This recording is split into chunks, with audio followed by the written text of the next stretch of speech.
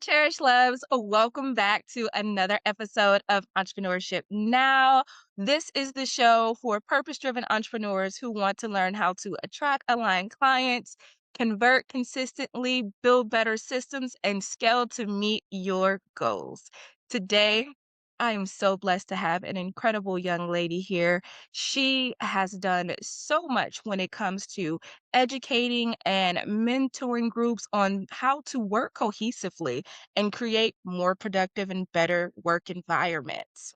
I'm your host, Lachey LaRue, your business strategist and coach for this season of growth. And on this journey, I am bringing on Dr. Amber Gunner. Say hello to everyone, Miss Amber. Hello, hello, hello, and thank you so much for having me. Thank you for joining us. Dr. Gunner, I want you to tell my audience a little bit more about what it is that you do. Absolutely. So I specialize in working with leaders and teams, focusing in on safety and connection and how that can help them in maintaining or creating higher performing environments. And that looks like keynotes, workshops, coaching, assessments as well. I love that. I love that. And what you offer is something that is so needed, but I have definitely been in companies where I felt like we need help. Help. These things are just not moving in the way that they need to, and it's not because of a lack of talent, because the entire team was talented, but there was a structural problem really kind of happened. So tell me about what it looks like when you go into an organization. What's the first thing that you do?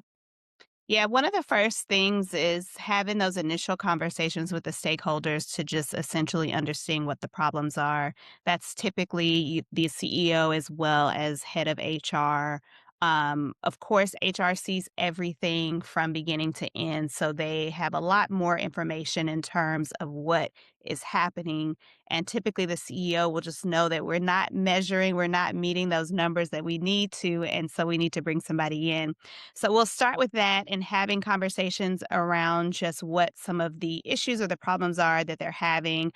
We'll do an assessment or like a diagnostic, have you, and be able to really identify what some of those problems are. And then, of course, how my consulting company can be able to support in those solutions. So getting down to when we talk about within safety, what is it? Is it our feedback? Is it conflict that's creating this? Are people not feeling valued? So just the nuances of safety and really the interpersonal skills that can cause productivity to stagnate or to create issues in terms of performance for the organization. That is so powerful and so thoughtful, so intentional. Tell me a little bit more about how you got into this space because, again, I know we've all at one point in time been in the space where we're like, we need help. But how did you come to the conclusion that I can fix this? I can help people with this problem. Yeah, and I think for a lot of, entrepreneurs, like they say, it starts out in us solving the problem that we had. And that is very true to my experience. I tell people, I speak about it often because a lot of my work veers over into mental health, which is really prevalent and important, especially on the job. And so at the time, I was pregnant with my second baby and I had just gotten laid off from my job. And that was really the first time that I had come to understand what anxiety, what depression, what a mental health crisis really looks like for a person. And even as I talk about it to this day, it's still mind boggling to me because when we see ourselves and we perform as high achievers, right, we so closely identify with that work that we're doing. And we just think that like anxiety, depression, like that just happens for people that don't work hard enough, right? Like that's the blindness of the way that we think about mental health. And so when that was taken away from me, I really had an identity crisis. And I think on top of being pregnant and just having all of the hormones that run through your body at the time, like it was a perfect storm.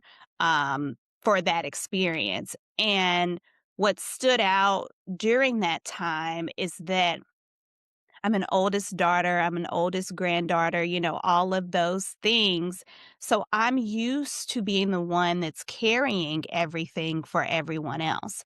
And typically, what happens with that is that that means that I'm weaker in asking for help and support Mhm. because everybody's usually coming to me. And, that point, I had to, one, I was married, so I had to be able to rely and depend on my husband at the time to just provide for us, right, at that Yeah. juncture. My sorority sisters were so amazingly helpful in let's look at your resume, let's find some jobs, let's help you prep for your interviews, all of those things as well. And I look up and I say, wow, I am really so supported. So supported. My OBGYN, my doula, I mean, everybody. If there was ever a time that you would have wanted to feel supported, it was that time for me. And it gave me a different outlook on what it means to be high achieving and this idea that we think we get there all alone, which we don't. Spoiler alert, we don't. And then it asks the question once I went through that, had my baby, was gainfully employed, kind of came out of that season of my life.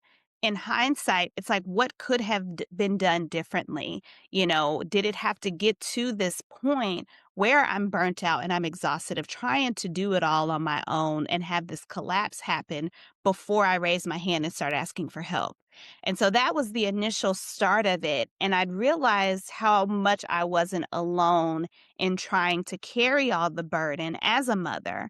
And initially, when I started my business in 2020, it was geared towards working with moms, right? Supporting them in the workplace so that they could create more work life balance or integration that we're talking about now. And I would go into the organizations and deliver these workshops to like their employee resource groups. And often you'd have them in there and they'd say, well, we need this as well. They would be allies joining. And it's like, wow, I really needed this as well.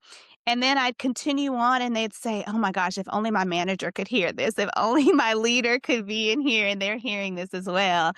And that's when kind of that transition happened for me to realize, okay, I've got to start working with the leaders.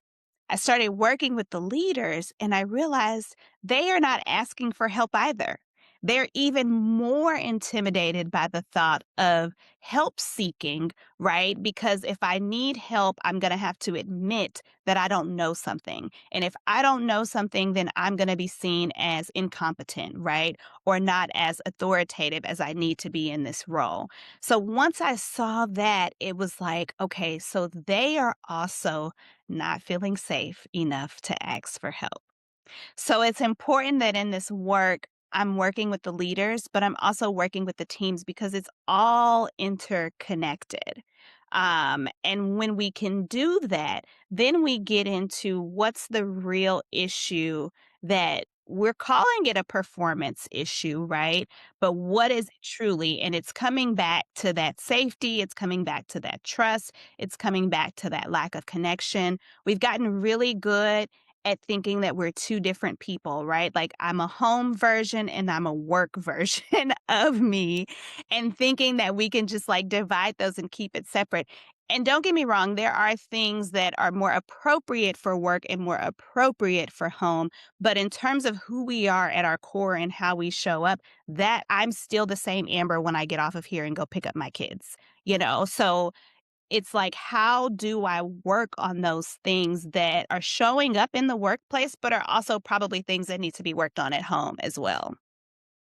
I absolutely love that. One of my favorite things about you is just how solution oriented you are. You see a situation, you get right in, and you figure out solutions. A lot of times, people naturally just kind of hold on to the problems. They hold on, to, well, this is happening because this person did this or because this thing happened, but pointing the finger really doesn't solve anything. So I love that you're creating real solutions for people. And I find that very often when I talk to entrepreneurs is that they got into the entrepreneurial journey because of a place of need, because of, something that was going on in their personal life and they needed to go that route, but have been able to be massively successful with that. And you are definitely a testament to that. Now, that being said, though, I am so curious about the work that you do. And I know there are a lot of entrepreneurs out there who want to create better work environments for their employees, but really don't know how.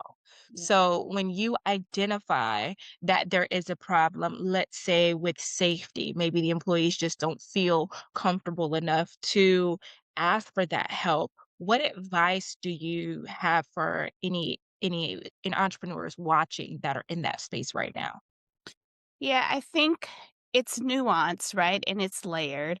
When you are not feeling safe enough to ask for that help, figuring out exactly what it is within that, kind of what is at that root.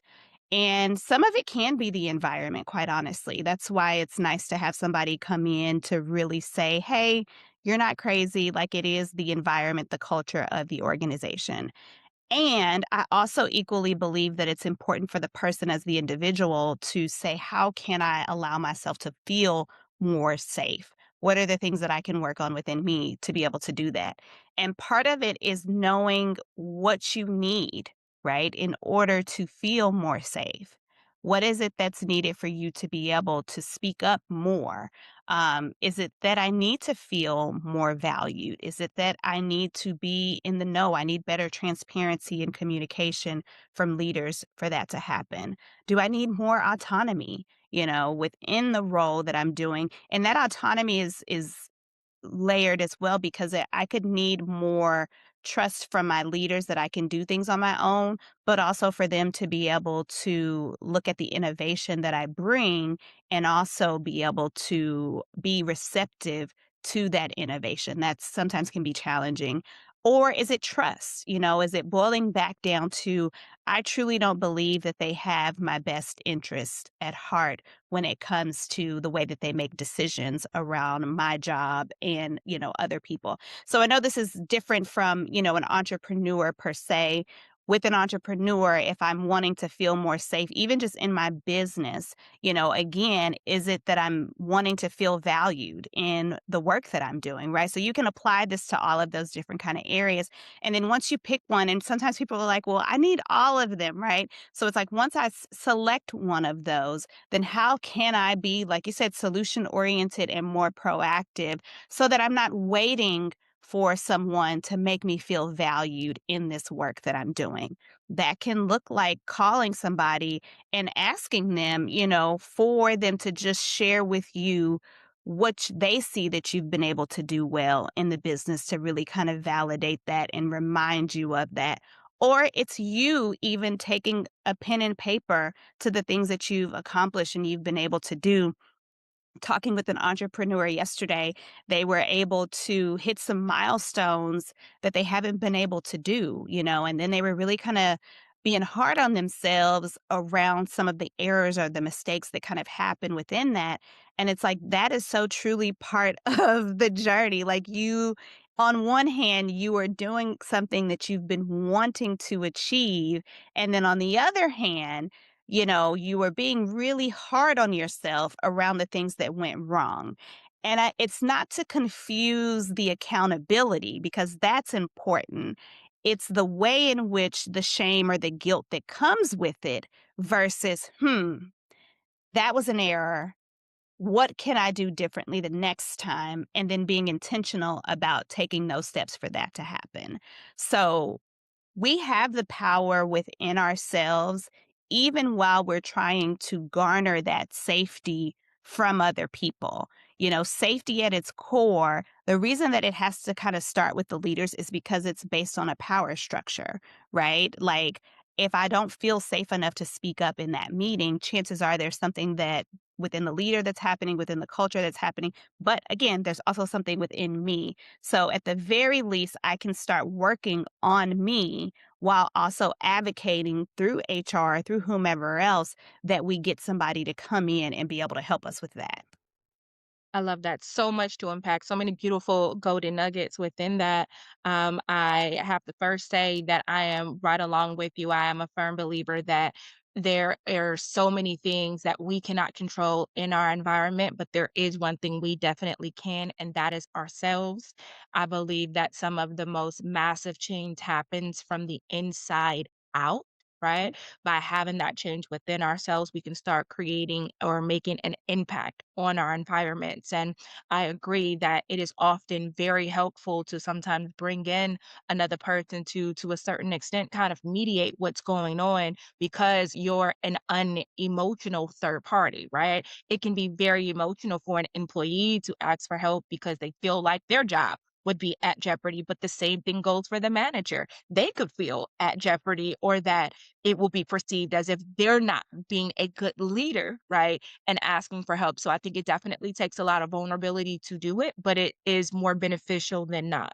Because if we can change the overall environment, we can create that increase in productivity. So I think it's definitely something that more businesses need to explore for their leadership team as well as the employees, because I believe the entire team needs to be working and building these skills in order to be or operate at your most effective level. So I love that you are in that space. And one of the things that I'm curious about is the alignment and the clients that you have and what you do in order to attract more clients. Because, again, as we've described, it's not necessarily something that people are always raising their hand and saying, hey, hey, Yes. me, we're really not doing what we need to be doing. So, how do you find aligned clients? Yeah. Well, I will say this. I think that mental health is in the forefront for a lot of individuals and also organizations.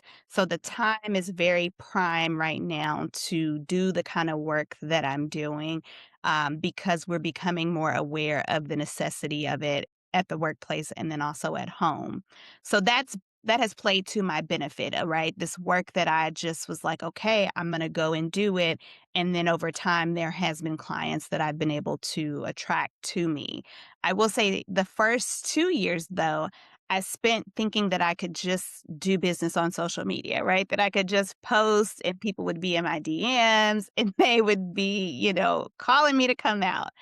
And after 2 years of just seeing, I mean, hardly any progress, I was like, "I'm gonna have to just go out and network. I'm gonna have to go out and meet people in real life," right? Even though I don't have a network, I don't have a community, I'm gonna have to go and do that.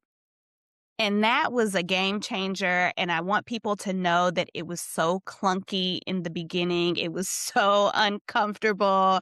I didn't know what to say. I felt like if I went to an event on a Monday, I had one elevator speech, and by Tuesday, I had a different elevator speech, like, that was and I was like, "Why has no one created a program on how to network? Like, this is so painful." You know? Um, and it was really challenging in the beginning, like, I don't think people talk about that, and a lot of entrepreneurs have, since asked me because literally for those first couple of years, I was out at every event, taking pictures, sharing on social media, and it just assumed that I knew what I was doing, but it was so clunky in the beginning of that. And so that has been a strong pillar even to this day. We've talked a little bit about scaling, and I'm in the midst of that scale, and it's quite actually happening because of my network, right? I still do my interaction on social media. I mean, you and I are here as a result of the interaction that I do on social media, but I had to change my perspective around it. Initially, I was creating content in hopes that it would bring in the business for me. And then what I switched to was allowing social media to really be like a portfolio, right? So that when I meet someone, we connect on LinkedIn, they are able to see all of that content. They're able to go and look at my website and see the alignment and all of those things. So I allow that process to more so nurture the clients than anything. And as I mentioned, in the beginning, when you're starting a business and you have a lot of different people that are trying to sell you different ways to do all of these things. They talk about having like a newsletter and an email list, and those things are important. They are important for sure. And I think you just also have to take it from where you are. I'm very big on going slow to go fast. When we look at, the tortoise and the hare, I am always going to be the tortoise every single time, simply because I really want to embody everything that I'm doing. And for me, that's going to take some time. So I am just now, I dibble dabbled in having a newsletter and collecting emails, but I'm only now at the point where I'm like, okay, visibility is actually going to be what I focus on, from here to the end of the year. Part of me being on this podcast, right, is the visibility of things because that is important. But I also had to meet myself where I was at. And at that time, I needed to focus on networking, getting that elevator speech together, talking about the work that I do, the results that I could bring my clients to be able to then book those meetings, send out those proposals, and close the deals. So it's not really a right or wrong way. I think people are giving you lots of different components that are going to help you in your business and as you go to scale, but there's not necessarily a right or wrong way to get started. I couldn't agree with you more. There is not a right or wrong way. I will say that in the online world of entrepreneurship, there is an over emphasis on social media that gives this perception that all you need is just one video to go viral and beach yachts and caviar dinners, here I come.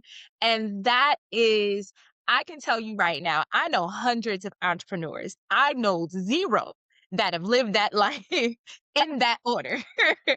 Absolutely not. Most of the entrepreneurs that I know, that even the ones that do have massive success online, that have hundreds of thousands of followers, they all had something going on offline and Yep. have been in the industry for a while and just building that momentum. They started off with the same 5 followers that some of the people watching right now have, right? And they had to really kind of find what works best for them. I, as a business strategist and as a marketer, find that a holistic approach is always the best approach. Never having all of your eggs in any one basket, you guys. Yeah. And if I'm gonna say this again for the people in the back, do not put all of your eggs in any one basket, whether it be just networking or whether it be online. And here's why. Because for my people, that's actually how I ended up going full time, was because Yeah. I was working for a large investment company and I was the director for their vendor program. And so many of the companies that I work with were really struggling when COVID happened because networking was like 100% of how they built their business. Now, all of a sudden, social distancing is a thing and networking isn't. And if that was 100% of your business, what do you do now? So they had to learn. They had to learn this whole online thing. And that gave rise to a whole new wave of online business coaches, online business gurus that were able to catapult in success, but not because of the results they were able to achieve for others, but just because of their ability to create content that people were searching for at that time, right? So there was a lot of information that was kind of, you know, half whole that Yeah. was really put out there.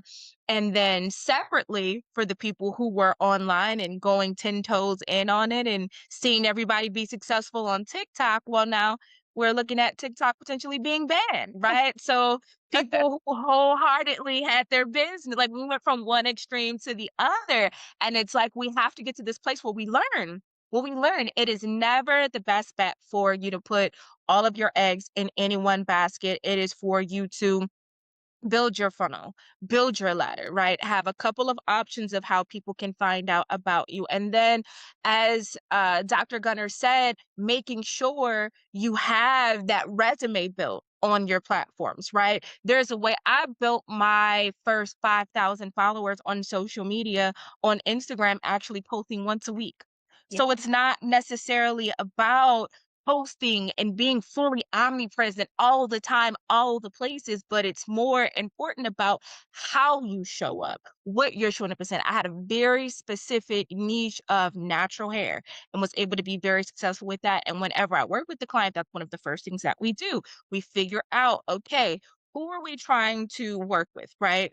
Who is that? I really hate the term customer persona because it just gets so overused at this point, but it's really bigger than that. We're really talking about like who are we trying to help? Right. Out of everybody that we could help, who are the people that we are most equipped to help with? And it goes back to something that you were talking about earlier as we were having this conversation about alignment. Just because a person can be a client doesn't mean they should. Right. Yeah. So when we say who do we want to help with it, we're talking about all the things. We're talking about the work that we are truly fulfilled in doing. Right. I have an extensive background in real estate. So when I first got into business, I gravitated towards real estate professionals because that's what I had known for almost a decade at that point. And as I started to take on more clients, I found that my happy spot is working with service-based entrepreneurs and working with therapists. I absolutely love it because I enjoy working with them. I learn so much from them that it makes me excited about the work that I do. It makes me okay with, hopping off a cruise and doing an interview because I'm excited for the conversation. I cannot say the same if we were talking with the contractor right now today, Yeah. even though I love you guys. Don't get me wrong. I you guys, but it's just different. So Yeah. that alignment really does take kind of like a holistic approach. And I love that you've built that for your business. And it's so exciting to now be in the scaling phase of it where you've built that consistency. Tell me a little bit more about the process for you building this business, because I know you started off as a place of need, but you've come a long way over the last 5 years from that place of need. So, what was kind of like your intro offer, and then how has your suite of products evolved over time? Yes. Well, I want to say a few things. First, there are three kind of, life phases that really help and cultivate us at who we are at our core. And I feel like that is marriage, that is having kids, and that is becoming an entrepreneur. Like there are so many coaches, right? Literally for all three of those things. There are so many manuals, but it truly is an experience that's going to be so different for everybody. And for me, I really thought that I could get into this. I'll check the boxes of what everybody's saying I need to do and need to have. And then, like you said, boom, I'm going to be on a yacht, right? Enjoying Right. life. And that just has not been the case. And I think something that's really important for people that are listening is that you learning and becoming an expert in the thing that you are set out to do is equally as important as you taking action. We Yeah. struggle a lot in taking the action and really being able to grow with ourselves as we quote unquote make mistakes, right? As we are figuring things out. And going back into the question with my offers, you know, I was started out with moms. And so I was like, I'm going to start out just coaching them one on one and, having clients and scaling that way. It was like, I'm going to do this one thing and that's going to get me to six figures, right? That did not happen. That did not happen. I actually made the least amount of money when I was attempting to work one on one, to the point that when I had my first corporate client, I was like, do you know how many moms and how many months it would have taken me to make this just with one on ones alone? And so I started out with that, focusing just kind of one to one, and then I transitioned and I was like, okay, I'm gonna go B2B. And within B2B, I'll focus in on workshops. My background is in education. I'm an educator through and through, and I've spent predominantly my whole career in the professional development and training space, right? And so I knew the interworkings of everything related to training, learning, and development, all of that. And so I was like, okay, this makes sense for me to be able to do this just based on my background outside of mental health, outside of safety. And so started with that. And I mean, literally, immediately, first client, second client, you know what I mean? Like quickly, to the point of I was like, if I woulda knew it'd be this easy, I wouldn't have spent 2 years trying to get moms to pay for coaching, one-on-one. And I think that's a testament to when it is aligned and working within my intuition and knowing that, okay, when it's what I'm supposed to do, it truly is gonna happen and come with ease. Yes. And that was the case for that. And so I started with that. And it's interesting because you get off to a start and it's like, okay, I'd reached a point where my full time job had transitioned. And I was like, well, do I want to find another job? And I knew for the majority of the year that the company was going to be scaling back. And so I was like, well, I've kind of had some success within my consulting business. So maybe I just pursue that. And I was like, "Okay, I'm gonna do that." So I didn't go look for another job. I ended up taking my kids, we moved in with my mom, and it was like, "Okay, I'm gonna have this year to really just kind of focus in on my business." But that's part of that process that's not linear, right? We think that, like, you've got those 2 big clients, actually, it was 3 big clients. I had a client every month for that year that came in. Like, we think that, "Okay, if I just do that, then I'm gonna be good. This is gonna keep going." It did not. It did not. What it did do, though, was that it gave me the mental space and capacity to work in the business and do a lot of the things that I needed to do. So while, I'd had that quick kind of win happen, and then I spent that whole year, and it's like, where are the clients? Like, this looks so promising. I bet everything on this, and it's like crickets. You know what I mean? And I think that does something to our motivation. It does something to just like, am I actually equipped to do this? Can I even lead people if I haven't figured out how to lead my business? Like all of that kind Yes. of starts to happen. Um, but what ended up happening for me was that I said, okay, that year went by. I was like, I'm going to go back to work, or I'm gonna have something pop off in this business, and I'm gonna know which way to kind of focus my energy, right? Yeah. I'd made that decision because I'd reached my breaking point, and I said, I'm gonna spend the next 3 weeks to a month really pouring into both so that it's so obvious the way that I need to go, right? Within 2 weeks, had a job offer for a full-time job, doing work that I had already previously done my whole career, making the most amount of money I've ever made, right? And still being able to do my business. And I think that was what I didn't anticipate, right? I started out saying it's gonna be either or.